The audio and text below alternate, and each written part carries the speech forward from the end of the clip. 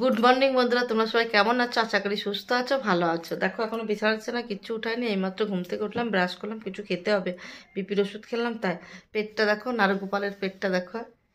সত্যি সত্যি পেট না তো, নারগোপালের পেটটা। আর একটা তোমাদের সঙ্গে একটা জিনিস শেয়ার না করেই পাচ্ছি না, ব্যাক ক্যামেরায় দেখিয়ে দিচ্ছি যে এই ঘরের মানুষ কি করে থাকবে। এদের জন্য আমার ঘর ছাড়তে হবে। দেখো এত সুন্দর ঘর বানিয়েও ঘর ছেড়ে দিতে হচ্ছে এদের জন্য। দেখো কাদের জন্য দেখাচ্ছি যে কতটা পরিমাণে এরকম থাকলে মানুষ বাঁচবে কি করে। দেখো, দেখতে পাচ্ছ মশা? দেখেছো মশা? দেখো মশা মানে এক ঘরে এটা দেখাচ্ছি, সব জায়গায় দেখাতে পাচ্ছি না। এই দেখো, দেখতে পাচ্ছ ভালো করে? আর এই দিকটায় দেখো, আমি ঝাড় দিতে যে ঝাড় দিতে হচ্ছে, তোমাদের সঙ্গে একটু শেয়ার করি। এই দেখো, আমি একটুখানি ঝাড় দিয়ে এইখানে রেখেছি। কতটা মশা দেখতে পাচ্ছ? এরকম হলে মানুষ মানে ডেঙ্গু না হয়ে কি করে বাঁচবে মানুষে বলো তো? ডেঙ্গু হবে না? শুধু মর্টিন চালু করেছে এক রাতে, এত মশা সারা ঘরে। কি বলবো, তুমি যেদিকে তাকাবা মশা মশা। রান্নাঘরটা সব আমি তো দেখাচ্ছি না, তাই চলো কিছু দেখাচ্ছি না। বাইরেও বাইরে মর্টিন চালু করলে দেখো কত জামা প্যান্ট কেচেছিলাম কালকে, পুরো শুকিয়ে গেছে। আমি তো বাইরে দিই না এখন রোদ্দুরে। বাবা রোদ্দুরের কি তাপ দেখতে পাচ্ছ? রোদ্দুর দিনে এইখানে দিয়ে সারা রাত থাকে, শুকিয়ে যায়। চলো এই গেটটা লাগিয়ে দিই। গেটটা যদি না লাগাই না, তাহলে ওই পাশে বাচ্চারা এসে জল চালু করে দেয় আমার।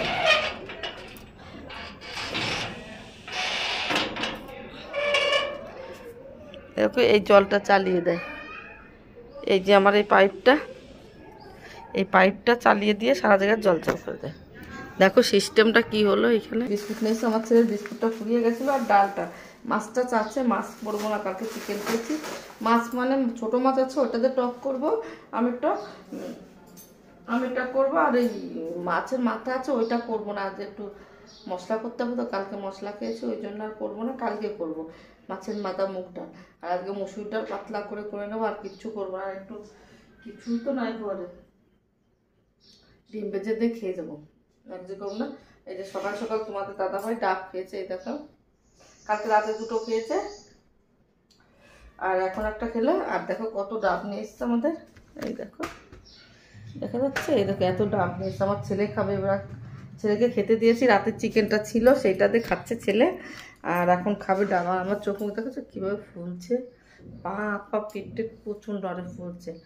জানি না, যখন কষ্টই খেয়েছি তখন কোনো রোগ ছিল না, আর এখন একটু খেতে পাচ্ছি, এখন তখন মুখ টুক কেমন বাবা ফুলছে। ভগবান বলে না যে সুখের সময় তোকে খেতে দেবো না, যখন দুঃখ ছিল তোকে খাই ছিল। সত্যি এটাই, ভগবান না চাইলে কিছুই হয় না, সে চাইলে সব হতো, তার ইচ্ছায়। চলো আমি একটা কাজ করি, কালকে বাসন কটা মেজে রেখেছিলাম, জায়গায় রেখে দিই। বলো চলো জায়গায় রেখে দিই, তারপরে ঘরটা দিয়ে রান্নাটা করে দিই। দেখো রাতে বাসন মেজে না আর রাখাটাই, মানে রাতের বাসনটা অনেকটাই ছিল। দেখো ওইখানে রেখেছিলাম, কামড়িটা আনতে এত আলিসি লাগছিল, না নিয়ে এসে এখন ওইখানে রেখে দিয়েছিলাম। জলটা ঝরে গেছে, এখন জায়গায় রেখে দিই। কত কাজ বলো, কাজ তো করতেই হবে। আর কি বলো তো, আমি আজকে সকাল সকাল ভিডিওটা ছাড়তে পারছি না, আমি একটু গল্প করে এসেছি। আমি সত্যি, আমি যে কি মানুষ, এই কাজটা বাসি, কিন্তু কথা বলতে আমি খুব ভালোবাসি। সবথেকে বেশি আমি কথা বলতে ভালোবাসি, একা থাকি তো, তার জন্য। দেখো সকালবেলা উঠেই তোমার দাদাভাই 3টে ডাব খেয়ে নিয়েছে।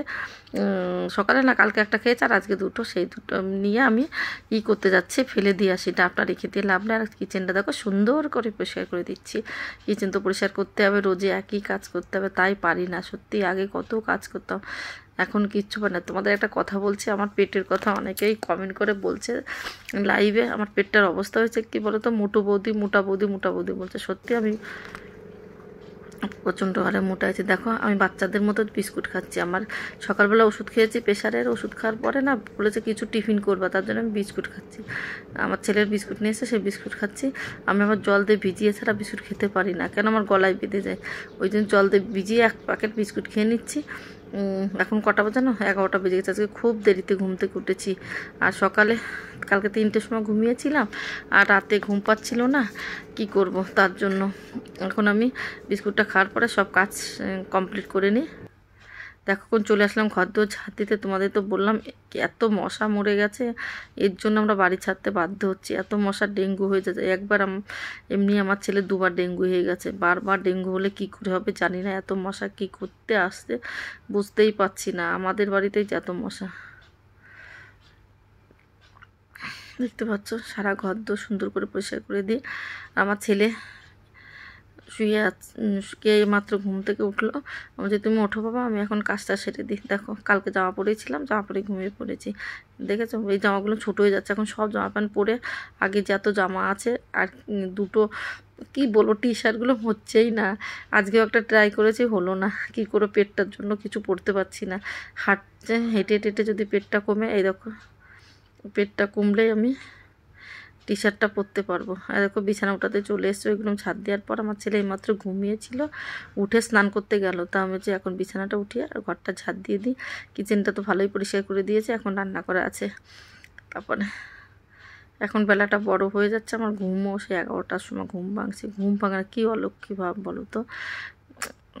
এই যদি শাশুড়িরা থাকে বললেই দোষ বৌমাদের। সত্যি এখন আমার শাশুড়িও ভালো, জানো, আমার শাশুড়ি খুব ভালো। আমার শাশুড়ি এসেছিলো তো এইখানে, আমার শাশুড়ি 9টা অবধি ঘুমোই, উনি ঘুমালে কিছু বলেন। আর উনি কী করতে বলো তো, আমার শরীর খারাপ ছিল, বাসনটা মেজে দিতাম, আমি বকতাম, বলতো তাই কী হয়েছে, আমি না কিচ্ছু করতে পারো, আমি ঠিক করে নেবো, কাজ করতে আবার টাইম লাগে নাকি, কিচ্ছু করতাম না তোমার।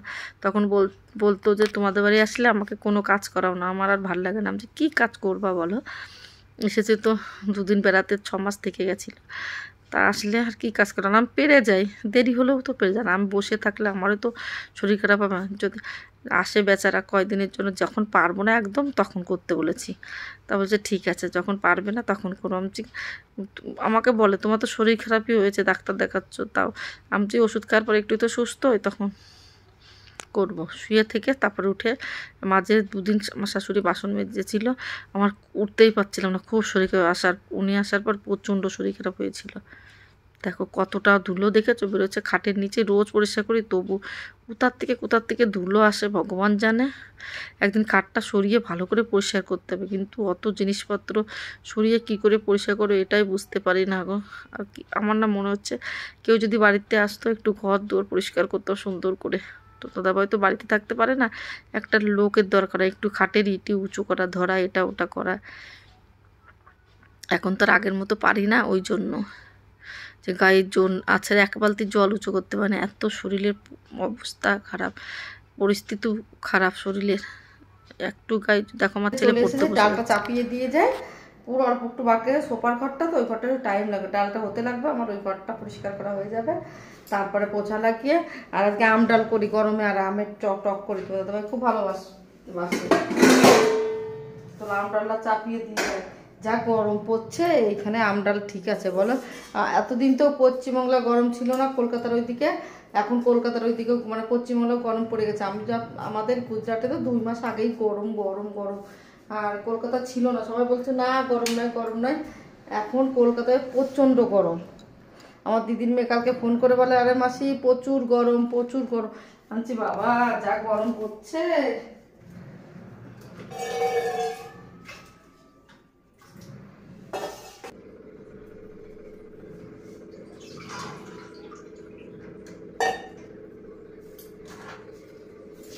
ডালটা চাপিয়ে দিয়ে যায়,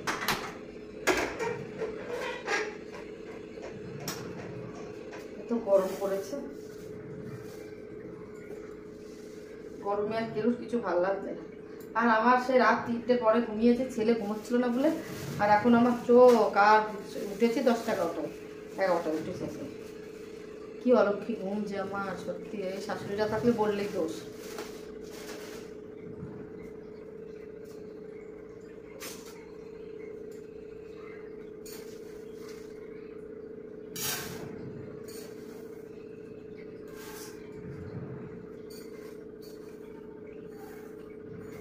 আমডাল করবো, আর কিচ্ছু করবো না গরমে। আর ডিমও সবজি থাকলে সবজি করতে হবে, সবজি নাই, শুধু বিট গাজর আছে।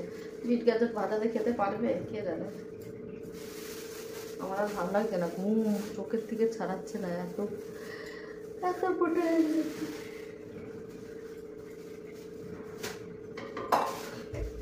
মাথায় লাগলো, বাবা বাবা মাথাটা লাগলো।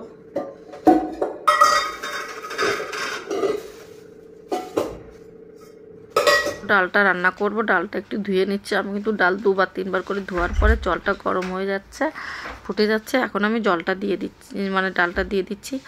ডালটা দেওয়ার পরে একটু লঙ্কা গুলুম দেবো, ব্যাস হয়ে যাবে। ডাল সিদ্ধ করতে করতে আমি আবার হলঘরটা পরিষ্কার করে আসবো, সোফার ওই ঘরটা পরিষ্কার করতে অনেকটা টাইম লাগে না, ওই জন্য রেখে চলে এসেছি।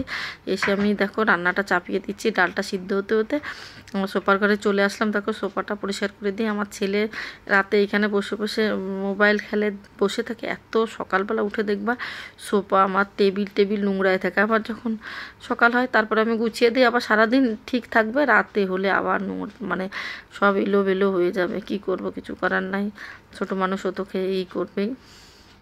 আর এখন গুছিয়ে নিচ্ছে। আর সোফার নিচে আমি একটু রোজ ঝাড় দিয়ে পরিষ্কার করে পোছা লাগিয়ে রাখি, যে নোংরা না থাকো। সোফাটা আমি তো অনেকে টেনে টেনে পরিষ্কার করে, আমার টানতে হয় না, রোজই আমি হাত দিয়ে করে ফেলে। শুনে দেখো কত নোংরা দেখেছি। আর কালকে আমি কত জামা প্যান্ট কেচেছিলাম, সে জামা প্যান্ট কাচার পরে নেড়ে দিয়েছি, কত জামা প্যান্ট সব তুলতে হচ্ছে, ভাঁজ করবো। প্রচুর জামা প্যান্ট দেখো, চারিদিক থেকে জামা প্যান্ট আর জামা প্যান্ট রেখে আসি ঘরে। তারপরে এই স্ট্যান্ডটা করে বাইরেটা ঝাড় দেবো সুন্দর করে। তো সুন্দর করে ঝাড় দিয়ে দিচ্ছি। আর দেখো আমি জালিটাও একটু পরিষ্কার করে দিই মাঝে মধ্যে, জালিটা নোংরা করতে দিই না। আর কি এই জালিটা পড়ে যায়। আর এই আমার একটা কিনতে হবে, জুতো র্যাক কিনতে হবে। জুতোই আমার র্যাক নাই, জুতোর ওরকম করে ইটা রাখি, কিনবো, তাড়াতাড়ি কিনে নেবো। রান্না করতে এখন দেখো টক ডাল করছি, টক ডাল করে নিই তাড়াতাড়ি করে। বসেছিলাম অনেকক্ষণ, উঠেছি তো অনেক বেলায়।